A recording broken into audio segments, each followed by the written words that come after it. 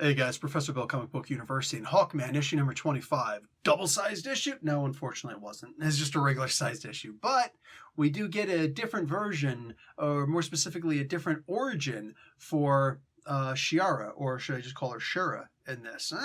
Let's just go with it, all right?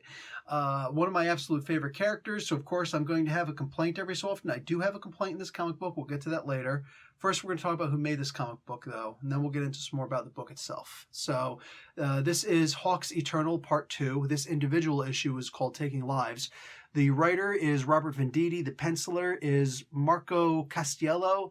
The inks are by Danny Mackay, and the colors are Jeremy Cox. Rob Lay does the letters, and the cover is Mikhail Janin. There's a variant cover by Gerardo Zaffino and Rain Barreto. Should have worn my glasses for this. And Hawkman, of course, was created by Garner Fox. A little bit of a question here. I'm wondering why Dennis Neville doesn't get any kind of credit for the creation of Hawkman also. Flash Comics #1, he was the penciler and the inks on this. And I just wonder, like, I know that Gardner Fox is like the freaking man. I don't know, maybe I need to just read a little bit deeper. Why is Dennis Neville not given credit? Why is only Gardner Fox given credit? I don't know. I guess it just is what it is. People complained about Ditko not getting as much credit as he should have gotten when it comes to Spider-Man for designing that costume, right? So I don't understand. How come Dennis Neville isn't given credit for this? Whatever, is what it is. Just a thought. It's just a thought. They fly like the wind, or like Hawkman. In this case, there's not a lot of flying because these guys are grounded. These guys are hurt, specifically Shiara. So, as we've already found out, that Carter was a Deathbringer, so he's kind of like a devil in this. We're seeing that duality of nature, good and evil. Everything's a light switch. There's no dimmer dial anywhere, right? Everything's a light switch. You're either on or you're off. You're light or you're darkness. You're good or you're bad.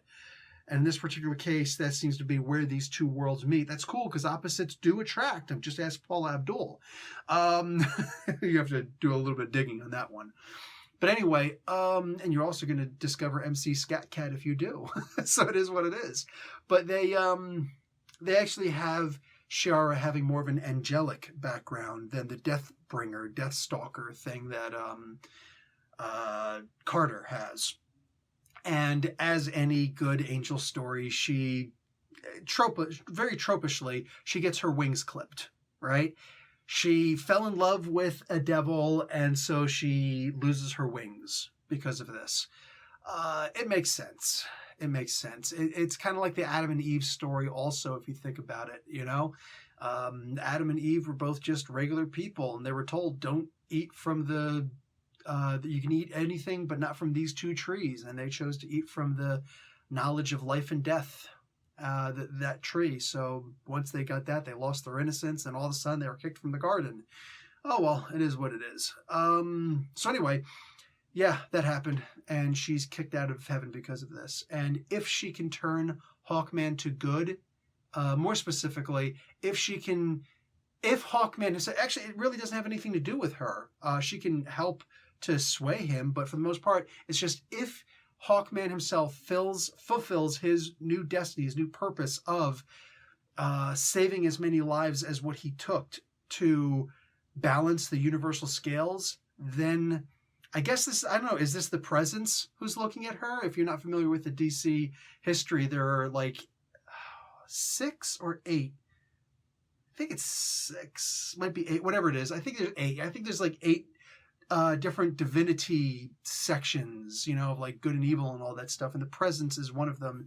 The Presence is usually considered the most powerful person or being in the DC universe. It's not entirely true, but yeah, sure.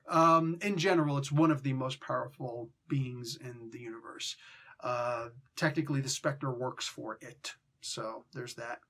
Anyhow, maybe it's the Presence that she's talking to. It's something to that effect. I will not look upon you again until Hawkman has fulfilled the prophecy, so to speak, of, it's not a prophecy, but, you know, until he's done the thing and saved as many people as he's killed. The trick is, the trick is, I will never even consider you again if that doesn't happen, if or when that doesn't ever happen. So cool. It's like you're out of my mind until you come back in. Okay, cool. That seems fair enough, I guess. It's like years of service and loyalty, but then if we come to find out that it was for a greater purpose, that's kind of like the way that people write God's stories. That's never actually written in the Bible itself, right? Or pretty much any of the religious texts, if I'm remembering correctly. It's usually fantasy stuff that people tell afterwards. The idea of, I always knew you were going to return to goodness, but you didn't know, and you had to have that motivation in order to do that. So I gave you the tools necessary for you to become what I knew you could be.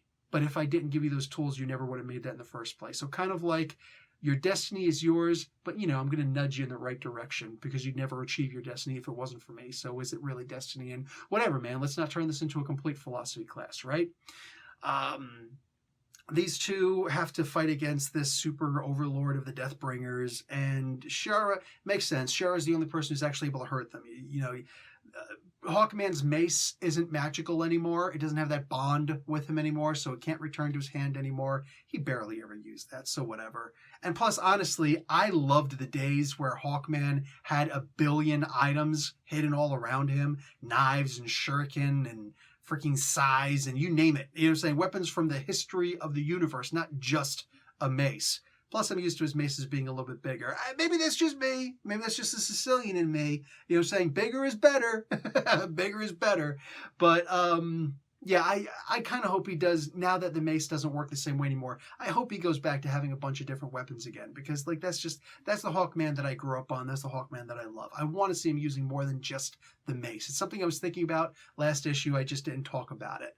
But, yeah, so now this is kind of like one of those things like, oh, a doorway. So, Shura actually winds up hurting him by taking off her helmet and smashing it into him, and the nose guard part, comes into a sharp beak and actually cuts him. Okay, I'm digging on that. I'm digging on that because, yeah, they're hawks and anything should be able to be used as a weapon. Hey, just kind of talked about that, right? Not just maces.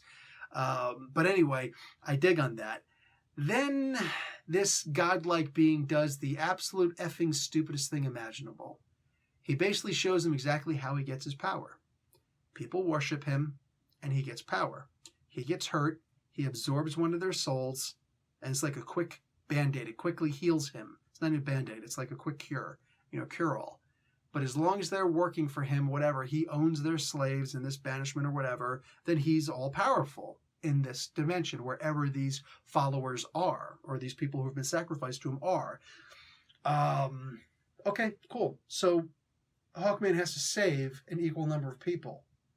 Well, shit, I got the solution right now. Hey, Hawkman, kill all of these people here.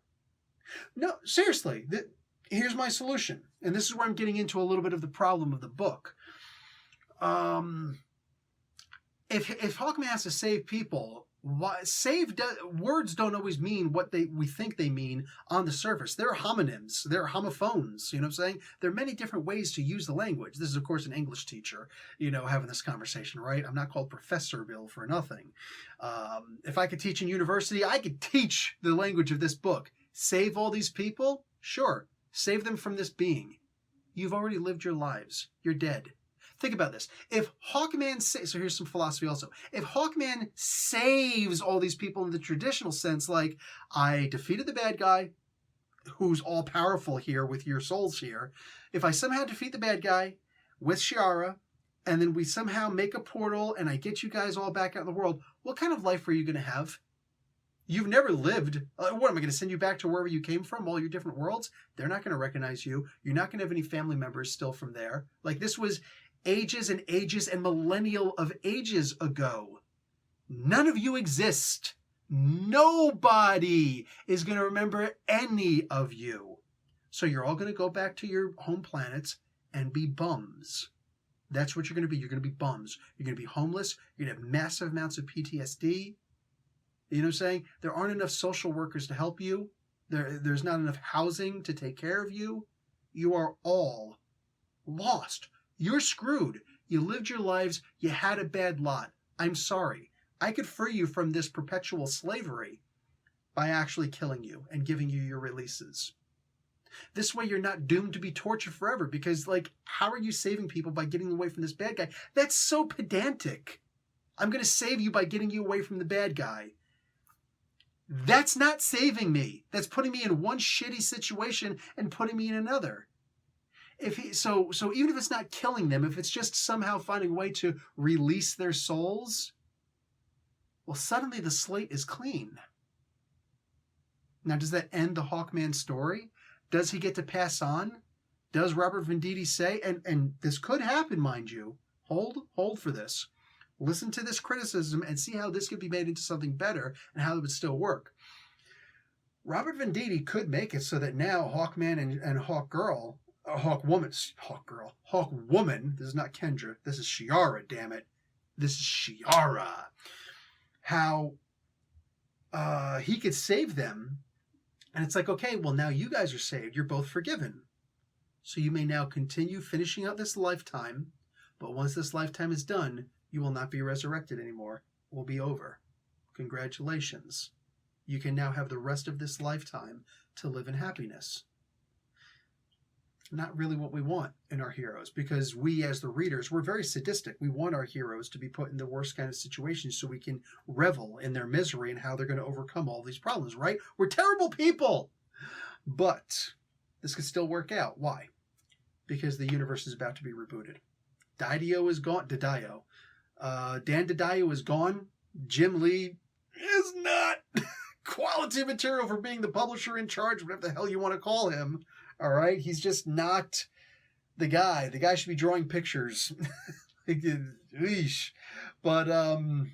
until DC gets itself put back in proper working order, yeah, the whole universe is about to be rebooted pretty soon anyway. We're seeing it. Like the Dark Knight's Death Metal, which is Dark Knight's Metal Part 2, that's finishing the DC Universe. The DC Universe is going to be completely rebooted.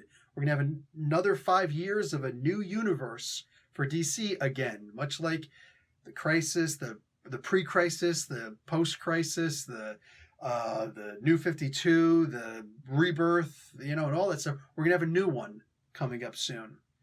So you could do that, and then just, everything starts from scratch again. No, that version of Hawkman, yeah, that was some other universe. We're in a different universe now, is what it is. So we could actually have an ending to Hawkman. I wouldn't complain about that. So all of it could still work out. Like when you realize that you're at the end of not just a run on a comic book, but the run on a character, the run on a universe, and everything's about to be rebooted anyway, you now have a license to do whatever you want with the character. You could actually, most people just kill the character. That's the weak sauce way of doing things. Because it's like you're going to get that cry like, they actually killed Hawkman, but none of us care if Hawkman gets killed. It's like, he'll be back. I'm not worried about it. He'll be back. That's what Hawkman does.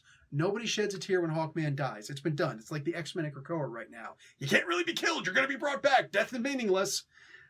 But in this particular case, I think that we can actually go a completely different route, where the hero actually wins the day and gets to live a life, the rest of his short life, whatever it is, in happiness with the woman who he loves. Damn. A happy Hawkman? People talk about a happy Batman. Batman ain't got half the worries that Hawkman's got. I'm down. You know what else I am? I'm out. Guys, if an ad plays at the end of this, please allow it to play. It's the only way your favorite YouTubers get paid. It would be nice if you dropped a like if you enjoy this content. After that, I'm out. Go read a Hawkman book. It's a good time. And I'm out. Professor Bill, Comic Book University. Class dismissed.